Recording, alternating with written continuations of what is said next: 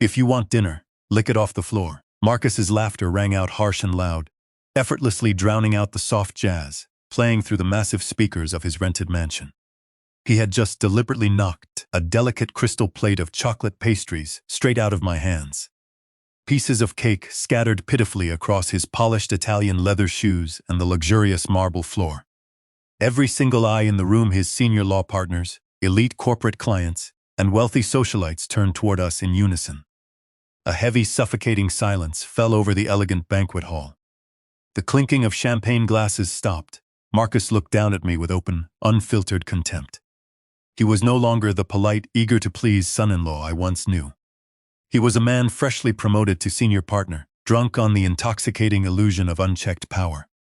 Tilting his head, he spoke quietly, yet just loud enough for those nearby to hear the venom in his voice. He suggested that his poor old father-in-law had clearly lost his mind, and that perhaps a bleak nursing home was far more suitable for me than a high-class celebration like this. I didn't shout, I didn't raise my hands, I didn't make a scene. 4 decades serving in deep-cover military intelligence had taught me one undeniable truth. The first man to reveal his raw emotions is the first man to lose the war.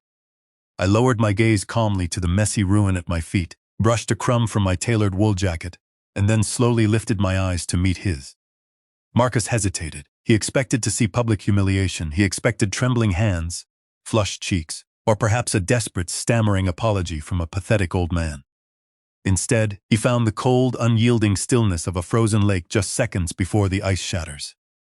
I stood straight, squared my shoulders, stepped intimately close into his personal space, and whispered a few very simple words that terrified him to his core.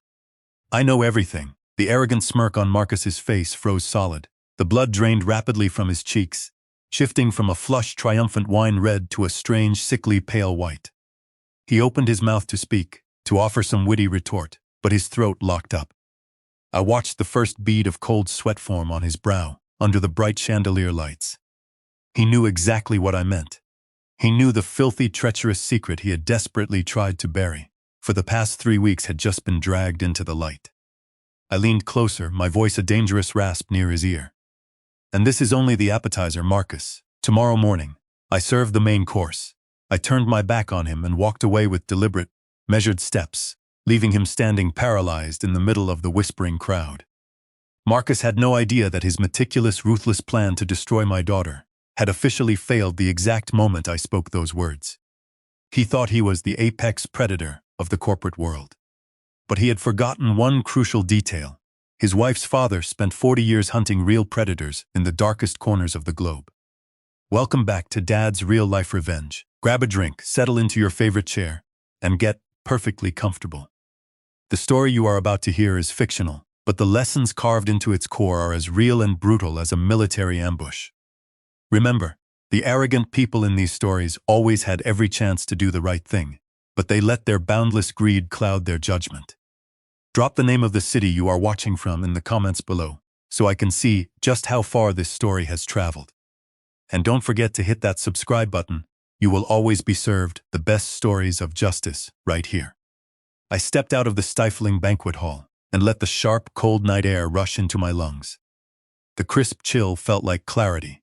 The trap had been sprung, but to understand the sheer magnitude of the destruction Marcus brought upon himself, we have to go back to how the hunt began. It all started on a rainy Tuesday afternoon, exactly 3 weeks earlier. My daughter, Sarah, called me with the familiar, rushed tone of a woman constantly spinning plates between grueling corporate meetings and impossible deadlines. She was a senior architectural consultant, brilliant and tireless. She asked if I could drive over to their house and wait for a plumber to fix a leaking pipe, as she had to catch an urgent flight to Chicago for a sudden project crisis. I agreed immediately. For me, helping my daughter was the purest joy left for a retired widower living alone in a quiet, unassuming apartment. My name is Darren. I spent most of my life as a ghost, a tactical analyst and field operative for a covert branch of military intelligence. I specialized in psychological operations, financial tracing, and dismantling enemy networks from the inside out. When I retired, I locked those skills in a dark box, hoping to live out my remaining days tending to a small garden and fixing broken sinks. I arrived at their sprawling suburban house 10 minutes early. The rain was drumming a steady rhythm against the roof. When I unlocked the front door with the spare key Sarah had given me, I stepped inside and shook off my wet umbrella. I was about to call out to announce my presence, but a strange muffled sound coming from the living room stopped me dead in my tracks. It wasn't the television, it was the distinct, high-pitched laughter of a woman, interwoven with Marcus's low, familiar baritone. It was 2 o'clock in the afternoon on a Tuesday. Marcus should have been at his downtown law office billing clients $400 an hour. The dormant instincts of a former intelligence officer awakened instantly, flooding my veins with cold adrenaline. I made no sound. I shifted my weight perfectly, avoiding the creaking floorboards near the foyer. Moving like a shadow, I slipped into the dark corner behind the large leather sofa in the adjacent study. From there, I had a clear line of sight through the narrow gap of the half-open mahogany door leading into the living room. Marcus stood by the fireplace, his arms wrapped tightly around a young, striking woman in a fitted crimson dress. It wasn't Sarah. I held my breath, my heart pounded so hard against my ribs, I was genuinely afraid the rhythmic thud would betray my position. Marcus kissed her hair, burying his face in her neck, and whispered that he simply couldn't wait for the day they would finally be free of all the dead weight. The woman giggled. Her name was Amanda, a junior legal assistant at one of his partner firms. I recognized her face from a firm holiday card Sarah had shown me months ago. Amanda trailed her fingers down his chest and asked about Sarah in a soft, sickeningly playful voice. "What about the wife?" she purred. "Is she going to make this difficult?" That was the moment my heart felt like it was being slowly crushed in a vice. I waited for Marcus to show a shred of guilt, a fleeting moment of hesitation. Instead, Marcus gave a cold, mocking laugh. "Sarah," he sneered, pouring them both a glass of expensive scotch. "She is nothing more than a boring roommate now, or more accurately, a temporary business problem I have to manage. At least until I finish draining our joint accounts and secure the senior partnership. She works too much anyway. She barely notices what happens in her own house." He continued in a cruel, detached tone, complaining that he was sick and tired of pretending to be the perfect, loving husband. The massive promotion he was expecting next month, he explained, would be the perfect financial launchpad for filing for divorce. He intended to blindside Sarah with the papers, leaving her with absolutely nothing. He called my daughter a stepping stone, a convenient asset that had outlived its usefulness. I stood paralyzed in the shadows, my fists clenched so tightly that my fingernails dug deep, bloody crescents into my palms. Raw rage flared inside me like a chemical fire, burning hot and bright. But the iron discipline drilled into my soul by decades of military service extinguished the flames immediately. If I burst into that room right now, driven by blind fury, the best I could achieve was punching him in the jaw. It would end in a meaningless, chaotic scandal. He would have time to call the police, play the victim, destroy any hidden financial evidence, and Sarah would be the one dragged through the mud in a messy public divorce. So, I stood perfectly still. I became a statue, breathing shallow and slow, watching the two of them finish their drinks and walk hand in hand up the grand staircase toward my daughter's bedroom. Each heavy footstep they took echoed like a rusty knife, driven directly into my pride. I had severely misjudged him. I had entrusted my greatest treasure, my only child, to a ruthless monster wearing a tailored suit and a charming smile. When the heavy bedroom door finally clicked shut upstairs, I quietly slipped out the back door, melting away into the pouring rain. I sat in my dark sedan for 2 hours, parked 3 blocks away, staring blankly at the rain washing over the windshield. I asked myself repeatedly where I had gone wrong. How had I failed to see the rot behind his polished exterior? But eventually the self-pity faded, replaced by cold, tactical clarity. This was not the moment for self-blame. This was the moment for decisive surgical action. Marcus believed he was a brilliant legal mastermind who could effortlessly slip through every crack in the justice system. He firmly believed his father-in-law was just a tired, retired old man who spent his days mowing the lawn, watching the evening news, and doing crossword puzzles. What the arrogant lawyer didn't know was that for 40 years, I had learned how to systematically dismantle the lives and careers of men far smarter, far richer, and far more dangerous than him, all without leaving a single trace behind. I picked up my encrypted phone and dialed a secure number I hadn't used in over 5 years. The line clicked. "Yeah?" A gruff voice answered. On the other end was Tommy, my former squadmate and technical specialist. Tommy was a wizard with digital forensics, private investigations, and uncovering buried secrets. Tommy, it's Darren, I said, my voice steady. I need your eyes on a target. Tommy was silent for a fraction of a second. Darren, it's been a long time. Must be something big if you're waking up the ghosts. I need comprehensive surveillance on a civilian target and a deep dive financial audit on an entity called Coastal Consulting Solutions, I instructed. Coastal Consulting sounds like a shell, Tommy muttered, the sound of a keyboard clacking already audible in the background. Who crossed the line? I looked back through the rain toward the affluent neighborhood. Someone just crossed my final line. He thinks he can destroy my daughter. I am about to teach him the terrible price of underestimating a ghost. I started the engine and drove away into the storm. The blueprint of his destruction was already forming perfectly in my mind. Marcus wanted a clean divorce, while secretly keeping every cent of their wealth. He wanted to leave my hard-working daughter with empty hands and a broken heart after all the years she had sacrificed to support his career.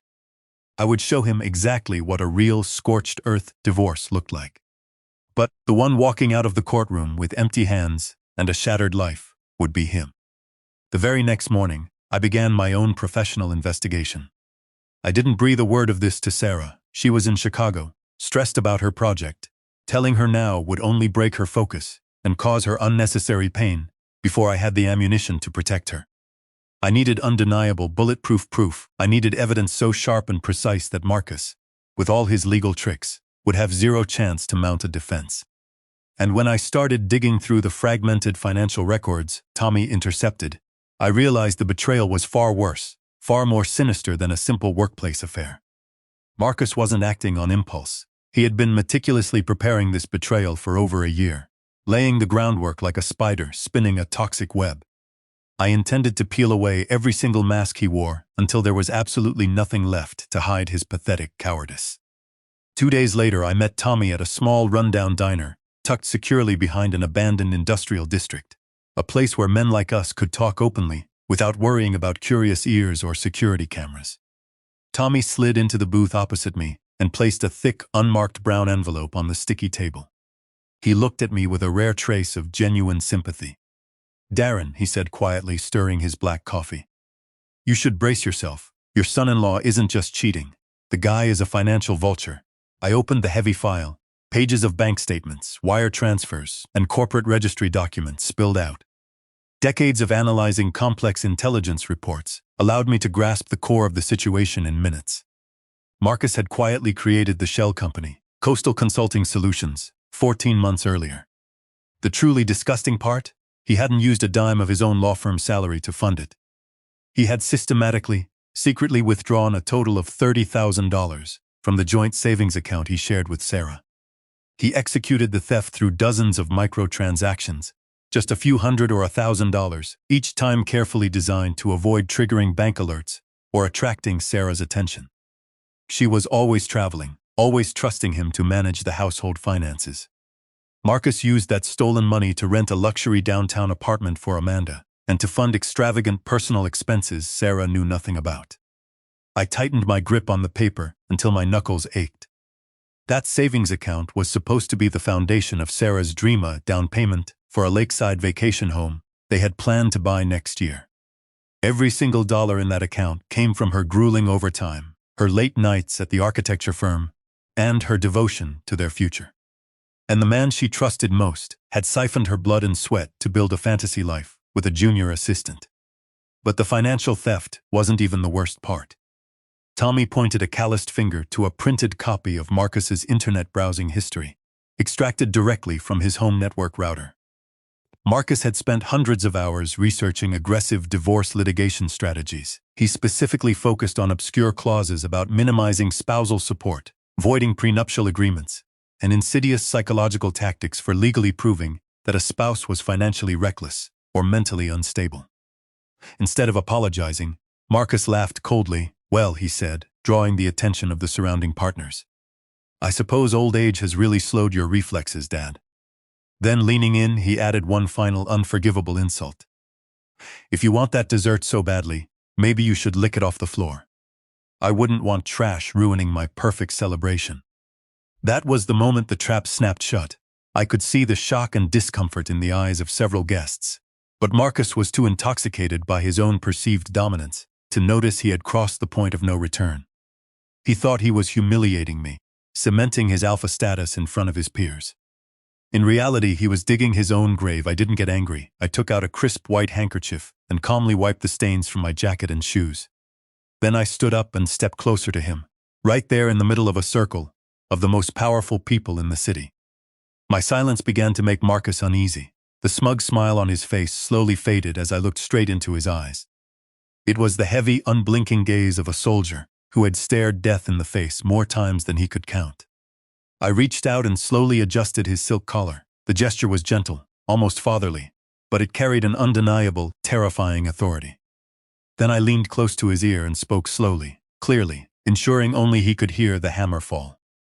I know everything. I saw his pupils shrink to pinpricks instantly. He stammered, taking a step back, asking what I meant. I only smiled, a cold, predatory smile that made him shiver visibly.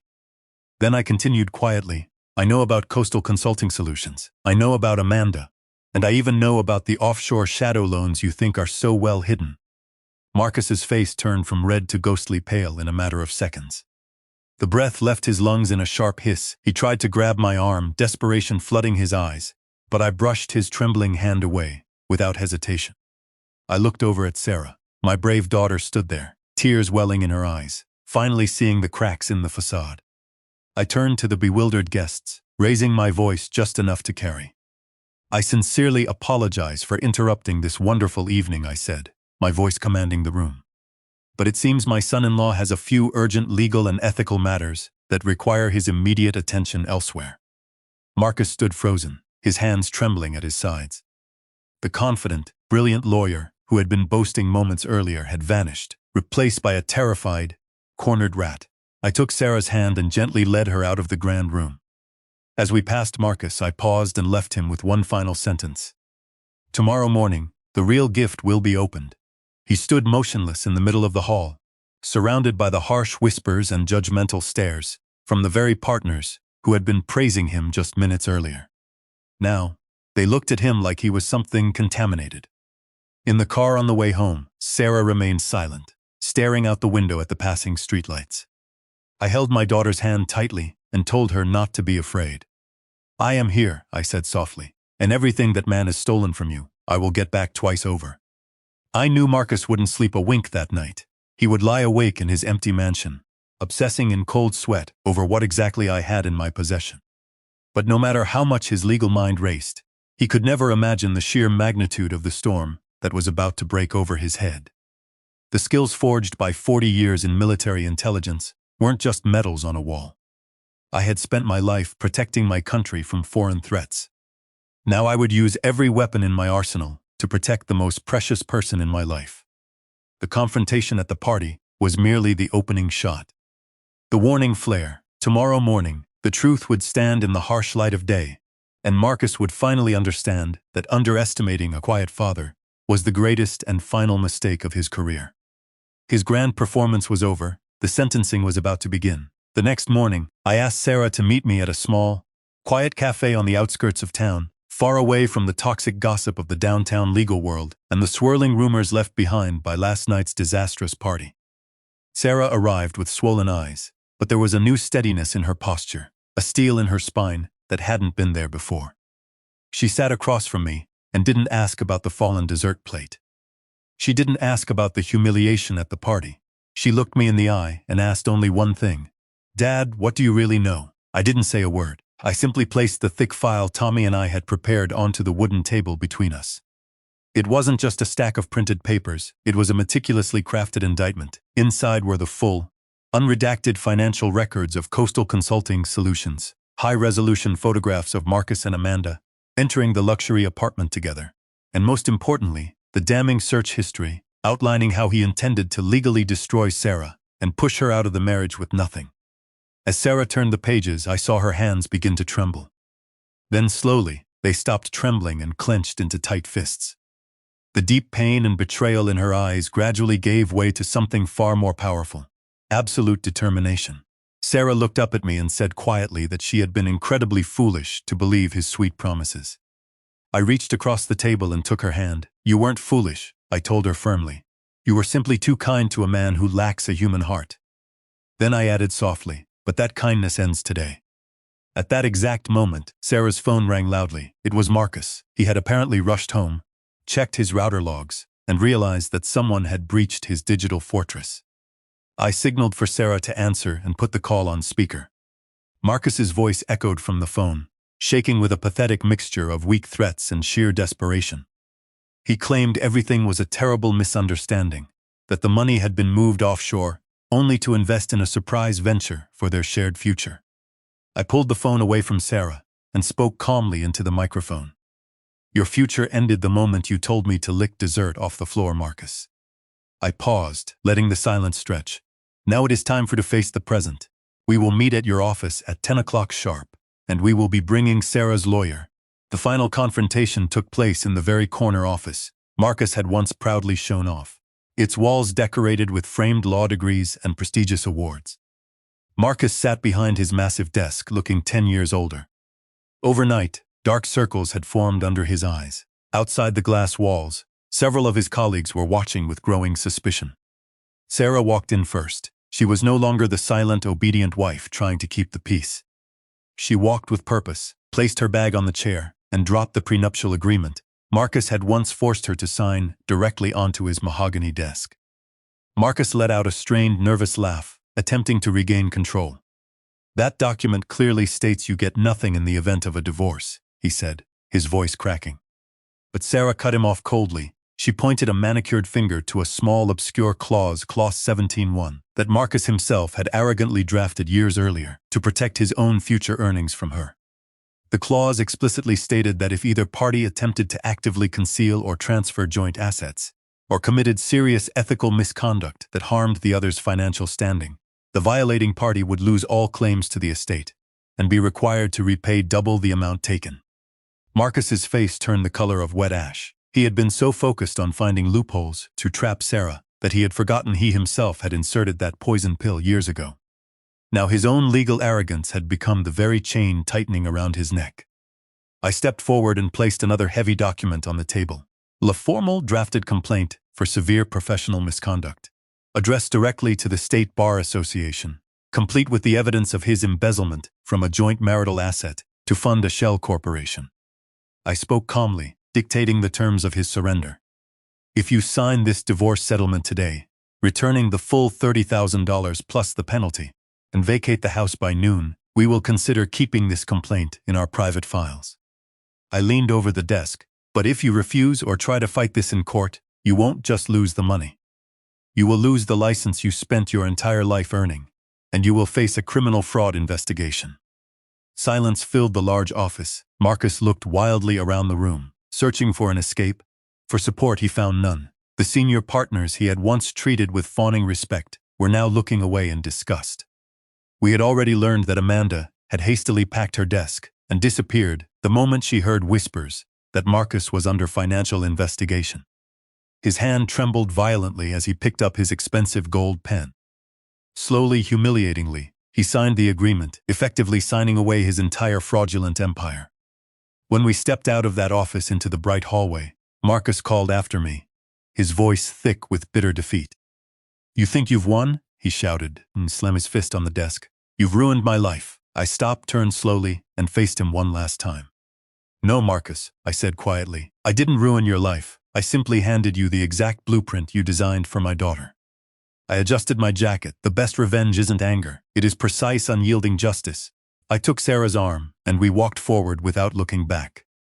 I saw my daughter take a deep, cleansing breath, as if a crushing physical weight had finally been lifted from her chest. Marcus had lost everything. He lost control of the assets, he lost the respect of his peers, and he lost the career he had chased so obsessively. The coming months would force him to live with the exact exhaustion, humiliation, and financial struggle he had maliciously planned for my daughter. Sarah and I walked out of the towering glass building toward the parking lot, where bright sunlight poured across the pavement. A dark chapter had finally ended, and I knew that with the immense strength buried inside her, Sarah would rise again, stronger and wiser than ever. As for me, I would always stand ready, whether in the shadows or in the light, to make sure no predator ever hurt my family again. 6 months after that fateful confrontation, I sat on a weathered wooden bench in the park.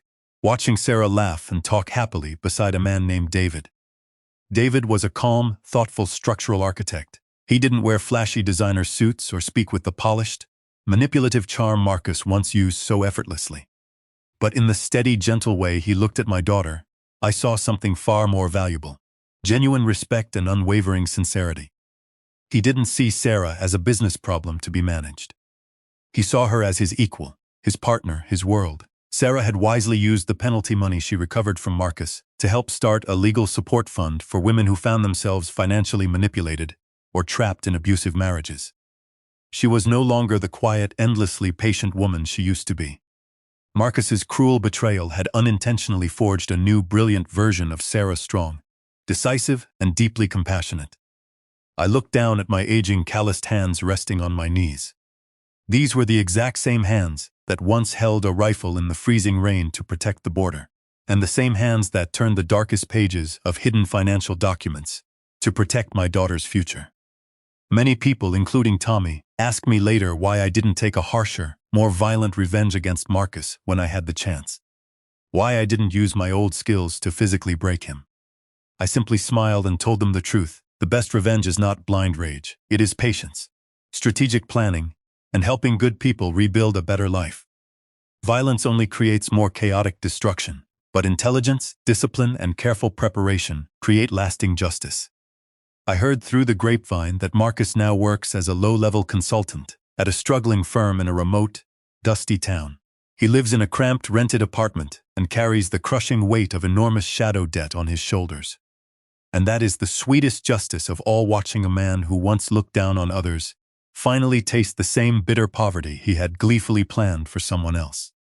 I stood up from the bench, adjusting my wool cap as a gentle, warm spring breeze brushed past me. Life always brings cruel turns and hidden predators, but as long as we refuse to give up, as long as we have the courage to face the ugly truth, light will always appear at the end of the road. I no longer lie awake at night worrying about Sarah. She is safe now, and so am I. If you have listened this far, I know you are someone special. Join our growing community by hitting like and subscribing to hear more raw, real stories about family, betrayal, and the triumph of life. And as always, thank you for being a part of this space. I walked towards Sarah and David, feeling a strange, profound sense of peace settle over my heart. A soldier may retire, a father may grow old, but the deep instinct to protect the people we love never truly disappears. It is never too late to start again, and it is never too late to defend your family with all your heart and all your wisdom. My story ends here, but I hope it serves as a lasting reminder to anyone feeling trapped, overwhelmed, or powerless in the face of cruelty. Silence is not weakness. Sometimes it is simply the quiet preparation for the most spectacular reversal of all. Goodbye for now, and I will see you again in the next story on Dad's Real Life Revenge.